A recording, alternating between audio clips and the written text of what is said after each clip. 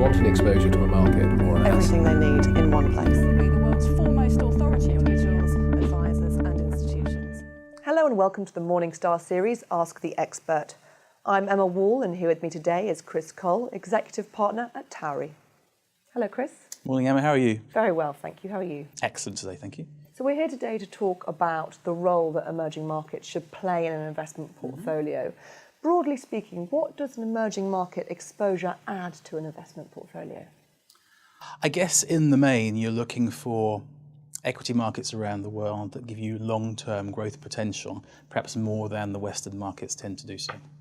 And depending on your sort of investment horizon, that will not always, but broadly dictate how much emerging markets exposure you should hold. Isn't that right? Yes, to a degree. I mean, emerging markets will add potential growth to a portfolio, but also potential volatility. So it's about getting the risk return correct for the investor.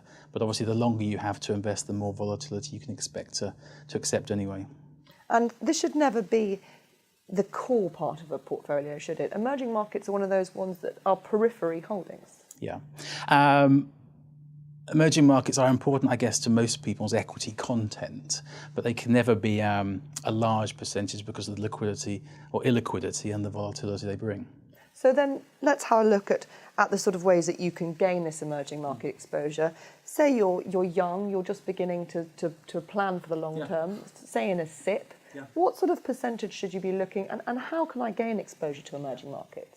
I think the first thing is you look at your total sort of equity content, and if you are a long-term investor and maybe adding to on a regular basis rather than as a lump sum, you could easily be looking at sort of 70% equity in total, which is quite a big portion. But then if you sort of segment that down to the different geographical regions and emerging markets per se, you could easily be expecting to have sort of 10% of your entire portfolio in emerging markets. And that's part of the well-diversified portfolio? Yes.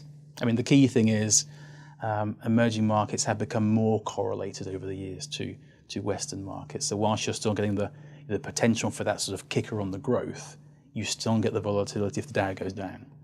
And absolutely, we have seen that correlation over the last year.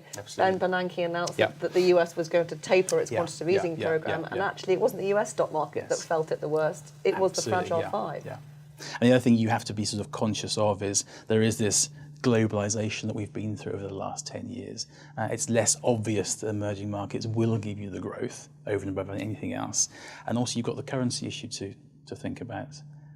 The dollar is primarily what a lot of these countries work against. And if the dollar's strong, does that have an effect on emerging markets, etc.? So how does one gain emerging markets exposure?